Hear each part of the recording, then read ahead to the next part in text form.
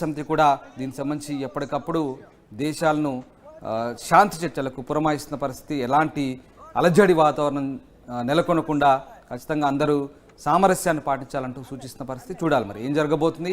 ఇంకా ఈ వాతావరణం ఇలాగే కంటిన్యూ అవుతుందా, ఈ టెన్షన్ హై టెన్షన్ ఇలాగే కంటిన్యూ కాబోతుందా, ఏం జరగబోతుంది, దేశాల మధ్య కొంత చర్చలు జరిగి సామరస్యపూర్వకంగా సమస్య పరిష్కారం కాబోతుందా అనేది మాత్రం వేచి చూడాల్సింది. انزل ورا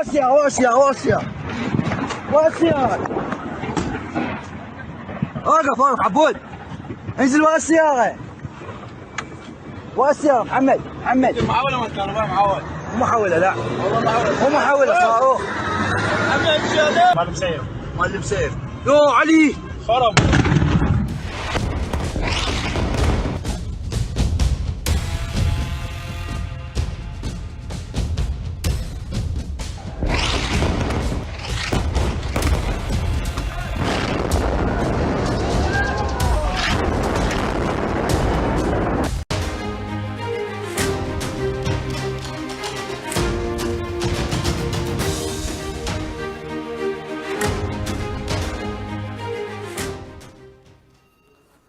ఇజ్రాయిల్ పాలస్తీనా మధ్య నెలకొన్నటువంటి యుద్ధ పరిణామాలు ఇప్పుడు పశ్చిమాసియా అంతా వ్యాపిస్తున్న పరిస్థితి కనబడతా ఉంది.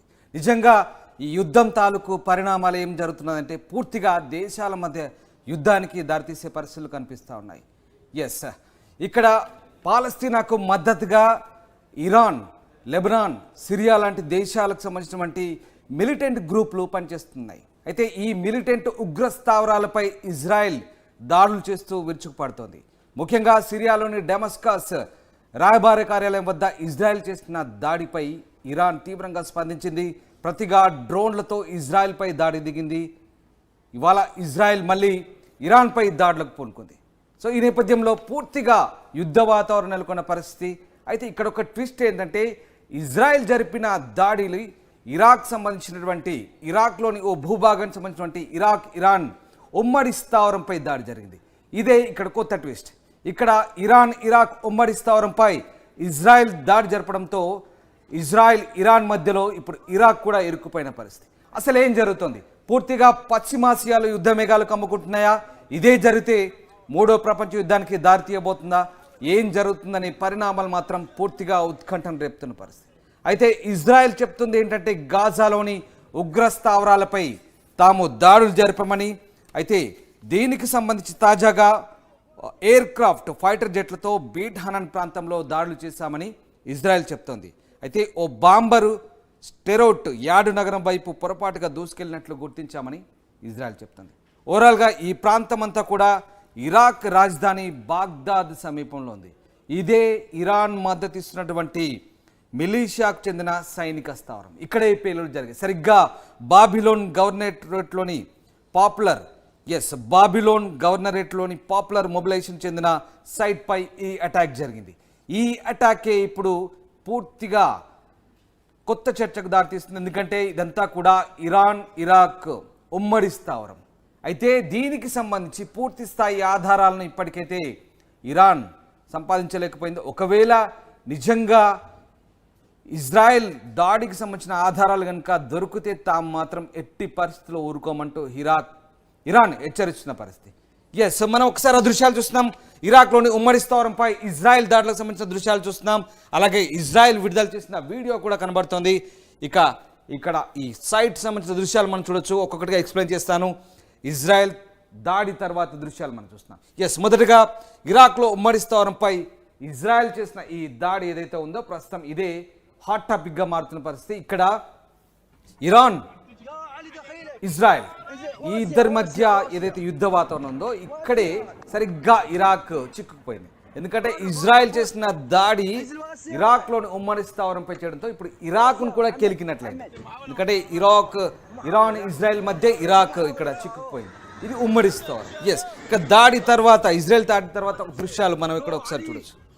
ఏదైతే మిలీషియా స్థావరంపై జరిగినటువంటి ఉమ్మడి ఎయిర్ బేస్ అంటారు, ఇక్కడ ఉమ్మడి స్థావరం, ఈ స్థావరంపై జరిగిన మిసైల్స్ దాడిలో ఏ రకమైనటువంటి డ్యామేజ్ జరిగిందో ఒక్కసారి మనం గమనించవచ్చు. ఎస్, ఇక్కడ ఇజ్రాయెల్ విడుదల చేసిన వీడియో చూడొచ్చు ఒకసారి. ఇజ్రాయెల్ మాత్రం ఏం చెప్తోంది, తాము గాజా స్ట్రిప్లో దాడి చేశాము, హమాస్ పై దాడి చేశాము, బట్ అది ఒక బాంబర్ ఫైటర్ అది వేరే వైపు వెళ్ళిందని ఇజ్రాయెల్ చెప్తాను. ఎస్, ఇక్కడ మనం ఒకసారి గమనించినట్టయితే అసలు ఎక్కడ జరిగింది దాడి? ఇజ్రాయెల్ ఇరాన్పై చేసిన దాడికి సంబంధించి చెప్పుకుంటున్నటువంటి వార్తల్లో ఇక్కడ మనం ఒకసారి గమనించినట్టయితే ఇరాక్ అలాగే ఇరాన్ మధ్యలో ఉన్నటువంటి ఈ బాబిలోన్ గవర్నరేట్ మధ్యలో ఉన్నటువంటి ఒక స్థావరం, ఉమ్మడి స్థావరంపై బాగ్దాద్కు సమీపంలో ఉన్నటువంటి ఈ ఉమ్మడి స్థావరంపైనే ఇజ్రాయెల్ విరుచుకుపడింది. ప్రస్తుతం ఇక్కడే పేలుళ్లు సంభవించాయని చెప్పేసి అంతర్జాతీయ మీడియా వార్తా కథనాలు కూడా చెప్తున్నాయి. ఇక్కడ అమెరికా కూడా ఇండైరెక్ట్గా చెప్తుంది ఇది ఇజ్రాయెల్ పనేనని.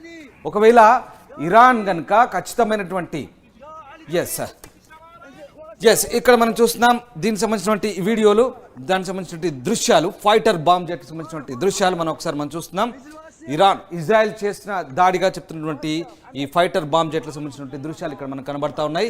ఇజ్రాయెల్ విడుదల చేసిన వీడియో మాత్రం ఇక్కడ ఎలా ఉంది, బట్ ఇక్కడ ఫైటర్ బాంబ్ జెట్స్ ఇక్కడ ఏవైతే ఇరాక్లోని బాగ్దాద్కు సమీపంలో జరిగినటువంటి దాడి, ఫైటర్ బాంబ్ జెట్ సంబంధించిన దాడి.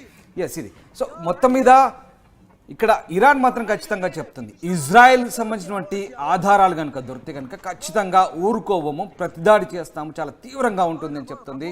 అలాగే ఇరాన్ విదేశాంగ మంత్రి కూడా చెప్తున్నాడు ఇవి మిసైల్స్ కావు, పెద్ద దాడి కాదు, అవన్నీ ఆట బొమ్మలు లాంటివి, జుజుబి అంటూ కొట్టుపారేస్తున్నారు, చాలా తేలికగా చెప్తున్నారు. సో ఓవరాల్గా చూడాలి, ఒకవేళ ఇరాన్ ఇజ్రాయెల్పై దాడి చేసినా, ఇజ్రాయెల్ తిరిగి ఇరాన్పై దాడి చేసినా ఇక్కడ అగ్రరాజ్యాలైనటువంటి అమెరికా, బ్రిటన్ మాత్రం చాలా సైలెంట్గా ఉంటున్నాయి, గమనిస్తున్నాయి. ఎందుకంటే ఇరాన్పై ఈగ వాలిన తాము ఎట్టి పరిస్థితుల్లో ఊరుకోము, రంగంలోకి దిగుతామంటూ రష్యా, చైనా రెండు కూడా హెచ్చరిస్తున్న పరిస్థితి. ఒకవేళ ఇదే జరిగితే ఏం జరుగుతుంది? మూడో ప్రపంచ యుద్ధానికి దారి తీయబోతుందా? అగ్రరాజ్యాలన్నీ పాలు పంచుకుంటే ఏం జరగబోతుంది? పశ్చిమాసియాలో నెలకొన్న ఈ ఉద్రిక్త పరిస్థితులు ఒకవైపు చూస్తున్నాం, యూరప్లో అటు రష్యా ఉక్రెయిన్ మధ్య వార్ ఇంకా 2 సంవత్సరాలుగా కొనసాగుతూనే ఉంది. తాజాగా మిడిల్ ఈస్ట్లో ఈ రకమైనటువంటి యుద్ధ మేఘాలు కమ్ముకుంటున్న పరిస్థితిలో ఒకవేళ అగ్రరాజ్యాలు కనుక ఇన్వాల్వ్ అయితే మూడో ప్రపంచ యుద్ధం తప్పదా? ఇదంతా కేవలం ఊహాగానాలకే పరిమితం అవుతుందా, లేదంటే నిజంగానే ఇన్వాల్వ్ అవుతాయా? ఒకవేళ నిజంగా కావద్దనే కోరుకుందాం, అయితే కనుక తీవ్ర పరిణామాలే ఇక్కడ మనకు వెలువడే అవకాశాలు కనిపిస్తున్నాయి. తీవ్రమైనటువంటి పరిణామాలు మనం చవి చూడాల్సి వస్తుంది. మూడో ప్రపంచ యుద్ధానికి కనుక ఈ పరిస్థితులు దారితీస్తే ఏం జరగబోతుంది? శాంతి సామరస్యాల పరిస్థితి ఏంటి? అసలు ఏం జరగబోతుందని ఉత్కంఠకరమైనటువంటి వాతావరణం, చర్చ అయితే కొనసాగుతుంది. నిజంగా అలా జరగొద్దని కోరుకుందాం. ఇక్కడ శాంతి సామరస్యాలు వెలువరివాలి. నిజంగా ఈ దేశాల మధ్య ఆ రకమైనటువంటి సంబంధాలు మళ్ళీ సత్సంబంధాలు నెలకొనాలని కోరుకోవాల్సిన పరిస్థితి ప్రస్తుతం నెలకొంది. ఎందుకంటే ఇజ్రాయెల్ ప్రమేయం కనుక ఖచ్చితంగా తేలితే ఊరుకోమంటూ ఇరాన్ చెప్తుంది. ఇరాన్ కూడా చాలా బలమైన దేశాల మద్దతు ఉంది.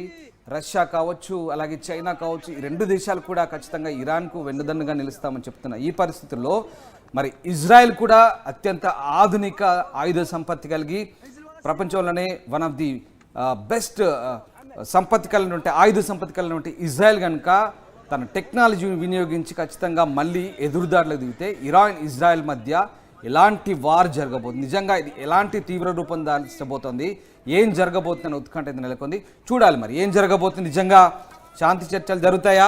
వీటి మధ్య ఈ సమస్య సామరస్యంగా పరిష్కారం అవుతుందా, లేదా ఇంకేదైనా పరిస్థితులకు దారి తీయబోతుందా? ఇదే జరిగితే ఏం జరగబోతుంది, లేదంటే నిజంగా ఈ వ్యవహారం అంతా సద్దుమణుగుతోందా? మొత్తం మీద పశ్చిమాసియాలో ఇజ్రాయెల్ పాలస్తీనా మధ్య జరుగుతున్నటువంటి ఈ పరిణామాల నేపథ్యంలో ఇదంతా ఒక దేశాల మధ్య యుద్ధాలుగా తయారవుతున్న ఈ నేపథ్యంలో మరి దీన్ని ఏ రకంగా ఈ వ్యవహారం సద్దుమణుతుంది, ఏం జరగబోతుందని ఒక టెన్షన్ వాతావరణం అయితే క్రియేట్ అవుతుంది. వాస్తవానికి ఈ పరిస్థితులన్నీ కూడా సద్దుమణిగి నిజంగా పూర్తి స్థాయిలో శాంతి వెల్లువిరియాలని ప్రపంచ దేశాలు కూడా కోరుకుంటున్న ఈ తరుణంలో మరి ఏం జరగబోతుందని ఉత్కంఠ అయితే ప్రస్తుతం నెలకొంది. చూడాలి మరి. ఇజ్రాయెల్ అయితే ప్రకటన చేసింది తాము ఖచ్చితంగా ఈ దాడులు ఉద్దేశపూర్వకంగా చేసినవి కావని ఇజ్రాయెల్ చెప్తోంది. అయితే ఈ దాడిలో 3 సైనికులు మృతి చెందారు. ఇరాన్ సంబంధించినటువంటి ఉమ్మడి సైనిక స్థావరంపై జరిగినటువంటి ఈ దాడికి సంబంధించి ఇజ్రాయెల్ ఒక ప్రకటన అయితే చేసింది. బట్ ఖచ్చితమైనటువంటి ఆధారాలు దొరికితే ఊరుకోమంటూ ఇరాన్ కూడా హెచ్చరిస్తున్న పరిస్థితి కనబడుతోంది. ఓవరాల్గా పశ్చిమాసియాలో ఏం జరుగుతోంది, ఏం జరగబోతుందని ఉత్కంఠ అయితే నెలకొన్న పరిస్థితి. మూడో ప్రపంచ యుద్ధానికి దారి తీయబోతుందా, ఏం జరగబోతుందని మాత్రం అంతర్జాతీయ సమాజం ఇక్కడ చూస్తున్న పరిస్థితి నిశ్చితంగా గమనిస్తోంది. అగ్రదేశాలు కూడా నిశ్చితంగా గమనిస్తున్నాయి. ఐక్యరాజ్య సమితి కూడా దీనికి సంబంధించి ఎప్పటికప్పుడు దేశాలను శాంతి చర్చలకు పురమాయిస్తున్న పరిస్థితి. ఎలాంటి అలజడి వాతావరణం నెలకొనకుండా ఖచ్చితంగా అందరూ సామరస్యాన్ని పాటించాలంటూ సూచిస్తున్న పరిస్థితి. చూడాలి మరి ఏం జరగబోతుంది. ఇంకా ఈ ఈ వాతావరణం ఇలాగే కంటిన్యూ అవుతుందా? ఈ టెన్షన్, హై టెన్షన్ ఇలాగే కంటిన్యూ కాబోతుందా? ఏం జరగబోతుంది? దేశాల మధ్య కొంత చర్చలు జరిగి సామరస్యపూర్వకంగా సమస్య పరిష్కారం కాబోతుందా అనేది మాత్రం వేచి చూడాల్సింది. انزل ورا السيارة ورا السيارة ورا السيارة ورا السيارة.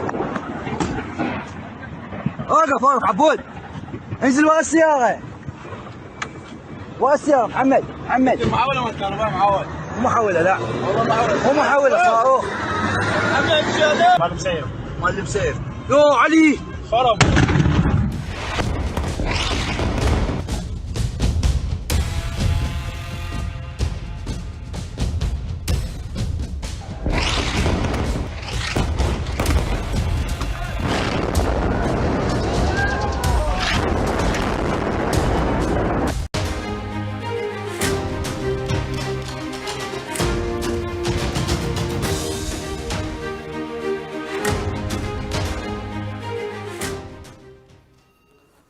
ఇజ్రాయిల్ పాలస్తీనా మధ్య నెలకొన్నటువంటి యుద్ధ పరిణామాలు ఇప్పుడు పశ్చిమాసియా అంతా వ్యాపిస్తున్న పరిస్థితి కనబడతా ఉంది. నిజంగా ఈ యుద్ధం తాలూకు పరిణామాలు ఏం జరుగుతున్నదంటే పూర్తిగా దేశాల మధ్య యుద్ధానికి దారితీసే పరిస్థితులు కనిపిస్తూ ఉన్నాయి. ఎస్, ఇక్కడ పాలస్తీనాకు మద్దతుగా ఇరాన్, లెబనాన్, సిరియా లాంటి దేశాలకు సంబంధించినటువంటి మిలిటెంట్ గ్రూపులు పనిచేస్తున్నాయి. అయితే ఈ మిలిటెంట్ ఉగ్ర స్థావరాలపై ఇజ్రాయెల్ దాడులు చేస్తూ విరుచుకుపడుతోంది. ముఖ్యంగా సిరియాలోని డెమస్కస్ రాయబార కార్యాలయం వద్ద ఇజ్రాయెల్ చేసిన దాడిపై ఇరాన్ తీవ్రంగా స్పందించింది. ప్రతిగా డ్రోన్లతో ఇజ్రాయెల్పై దాడి దిగింది. ఇవాళ ఇజ్రాయెల్ మళ్ళీ ఇరాన్పై దాడులకు పూనుకుంది. సో ఈ నేపథ్యంలో పూర్తిగా యుద్ధ వాతావరణం నెలకొన్న పరిస్థితి. అయితే ఇక్కడ ఒక ట్విస్ట్ ఏంటంటే ఇజ్రాయెల్ జరిపిన దాడిలు ఇరాక్లోని ఓ భూభాగానికి సంబంధించినటువంటి ఇరాక్